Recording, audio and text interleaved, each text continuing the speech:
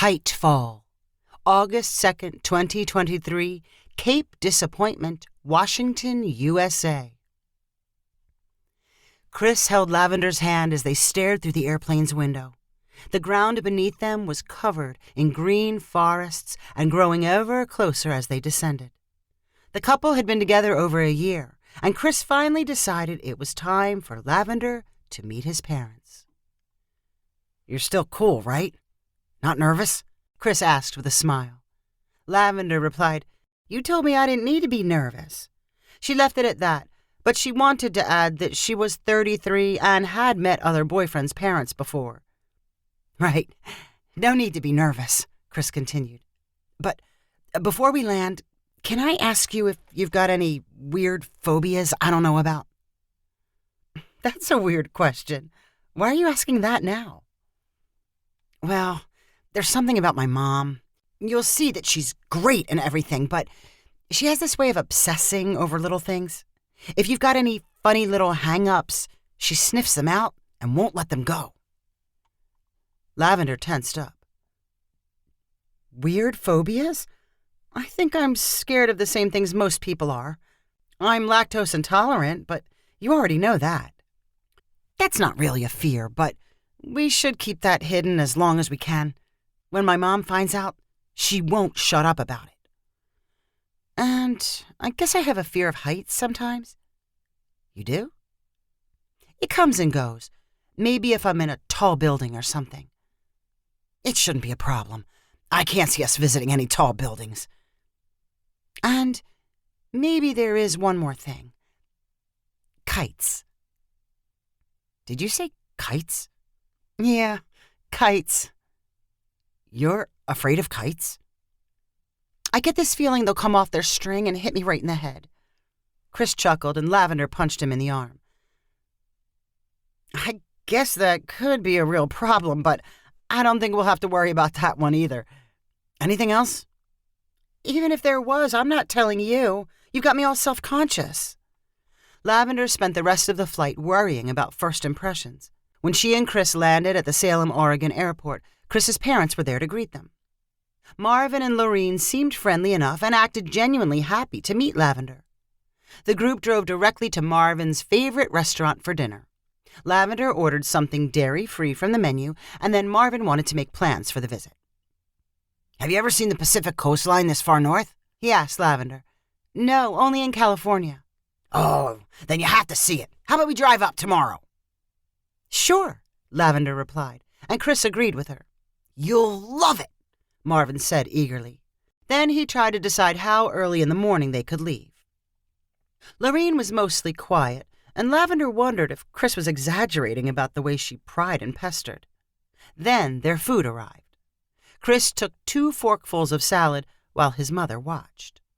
"Still afraid of biting into rocks, aren't you?" she said to Chris. Lorene turned to Lavender with an explanation. "When he was younger, he was eating green bean casserole and crunched down on a little piece of dirt. He's been afraid of chewing ever since." "No, I haven't. It was a one-time thing." Chris tried to ignore any fears of crunching something unexpectedly hard, but his mom had already planted the idea. He found himself carefully nibbling. Lavender did the same thing, and for the first time in her life, worried about rocks in her food. Lorene could not let go of the topic. She talked about food preparation and how dirt might make its way onto a plate. On the drive home from the restaurant, she remembered how Chris could not sleep without a light on, and how he would only ride on the left side of a car. Chris denied he had either little mental hang-up, but once they were pointed out, Lavender realized they truly were part of Chris's behavioral quirks. He was obviously annoyed by the way his mom fixated on them, but he did not ask her to change the subject. For the rest of the evening, Lavender avoided eye contact with Lorene, dreading the moment the woman found any glitch in her personality. The next morning, Marvin was happy to announce that the weather was clear and they would have great views during their Pacific sightseeing trip. Everyone got in the car, with Chris taking the left side of the back seat, and Marvin drove west toward the ocean. Along the way, he pointed out farmlands surrounded by dark woods and described the crops being grown. They reached the town of Tillamook, and Marvin pulled the car into the Tillamook cheese factory. "Why are we stopping here?" Chris asked. "Everyone stops here," Marvin replied. "They show you exactly how cheese is made. Fascinating stuff. And they give out free samples." Chris gave Lavender a worried look before saying, "We already know how cheese is made." "Come on, it's fun, and it won't take long," Marvin answered. As they walked past the windows, showing a cheese processing and packaging assembly line, Lavender struggled with whether she should announce her lactose intolerance or try to keep it secret. She had decided on the secret option by the time the group walked past a sample counter with packaged slices of cheese. Lavender took one and nonchalantly slipped it into her pocket. "Aren't you going to eat your cheese?" Lauren asked. Lavender stammered like she had been caught shoplifting. "I'll save it for later." "It's best when it's fresh. This isn't the kind of cheese you want to keep in your pocket." "It's okay, I'm not hungry right now." "Only takes a couple of bites to try it." Lavender could tell Lorene was not going to let the cheese sampling drop. She could either eat the cheese and spend the rest of the day with a stomachache or confess. "The thing is, I'm lactose intolerant. I can't really eat it." Lorene's eyes grew wide, as if she was looking at an injured baby deer. "I'm sorry. So you can't taste any of the cheese or the ice cream?" "Not without feeling miserable." "Are you sure it's something in your stomach and not in your head?"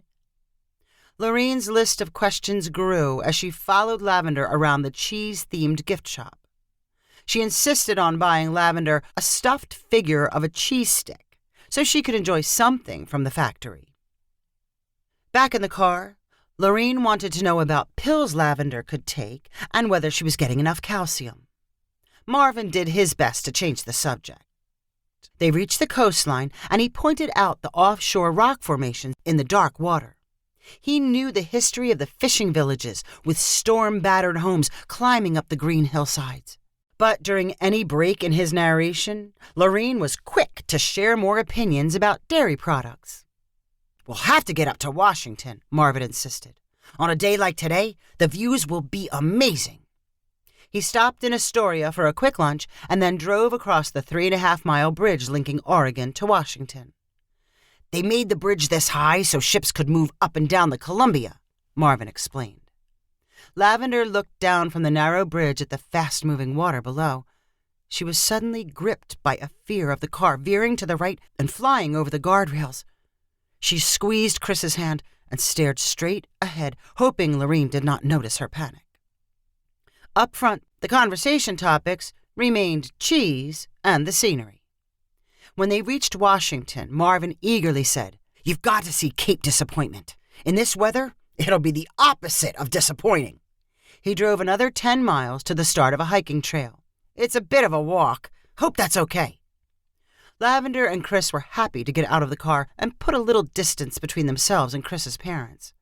They climbed 1/2 a mile through the dense forest and found a lighthouse standing on top of a cliff. Lavender glanced at the ocean below and once again had the unexpected fear of falling toward the water.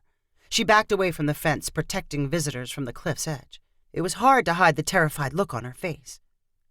"Are you feeling okay?" Lorene asked. "I'm fine." "You look like you've seen a ghost. Is it the height that's scaring you?" "Maybe a little. I'm not sure why I'm feeling this way." "Well, stay on the hiking trail and away from the fence. How far up can you be without being scared? Maybe we should go back." Lavender tried to wave away Lorene's concerns, but it did not work. On the return hike, Lorene said, "The day's only half over, and we've already learned 2 of your anxieties. How many more to go?" Chris tried to defend Lavender by saying, "Lactose intolerance is not an anxiety." "Yes, I suppose if it's in your stomach and not your head," Lorene answered.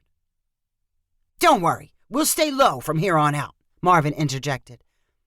"How would you like to see the longest beach in the world?" They returned to the car, and Marvin drove directly to the city of Long Beach, while Lorene rambled about cheese and heights. A road toward the ocean passed under a sign that read, "The longest beach in the world."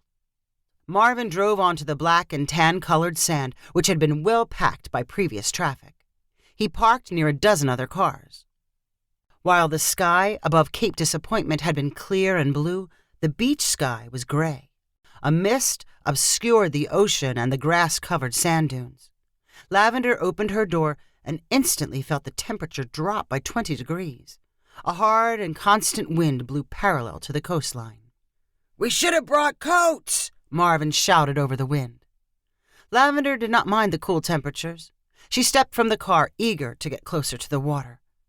Then she froze. She had not noticed them before because of the mist, but several groups of people flew acrobatic kites in the powerful wind.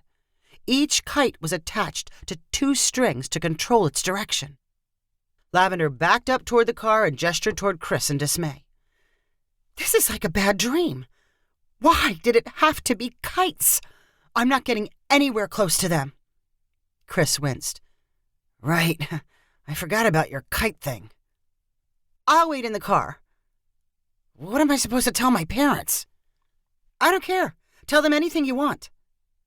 Lavender returned to the car's back seat and closed her door. Chris was unsure whether he should return and sit beside her, but he decided he needed to let his parents know the situation. They had walked toward the kite flyers, and Chris hurried to catch up. "Where's Lavender?" Lorene asked. "She went back to the car." "What's wrong?" "It's not a big deal, but she's a little afraid of kites." "Afraid of kites? Is there anything she's not afraid of?" A dark look clouded Lorene's face. "Don't you think it's strange she has so many hang-ups?" "She doesn't. She only has 3. What's strange is you happen to find them all so quickly." Lorene remained skeptical. "How much do you know about Lavender? Or should I say, what else don't you know about her?" "I know everything about Lavender. You don't need to worry about her hiding anything." "Imagine being afraid of kites. What in the world could be more harmless?" At that moment, one of the nearby kite flyers lost his grip on a kite string. It fluttered and flapped before plunging toward the ground. Chris did not have a chance to yell, "Duck!" before the kite hit his mother squarely in the back. She lurched forward from the impact and fell face first onto the sand. "Mom, are you all right?" Chris shouted. He bent over and helped her to her feet. The kite flyer ran over and repeatedly apologized for being clumsy. Lorene stayed quiet as she wiped sand from her entire body. Then she realized other kites still floated above her, and she hurried back to the car. Lavender watched the whole thing, but when Lorene got inside the car with her, neither said a word. Chris and Marvin eventually returned from their walk on the sand. Chris smiled at Lavender and said, "This trip has been full of surprises." Marvin did most of the talking on their way back to Salem. He still had plenty to say about scenery and historical events.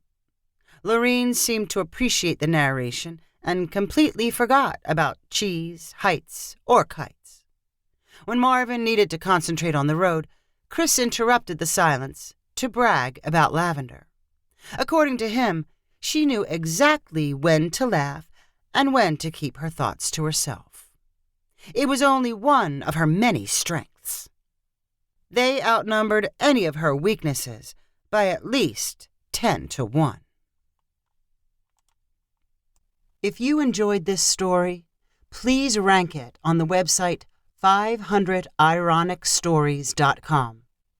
Please subscribe on the website to get weekly updates as new stories are posted. And please share with friends using the convenient links available.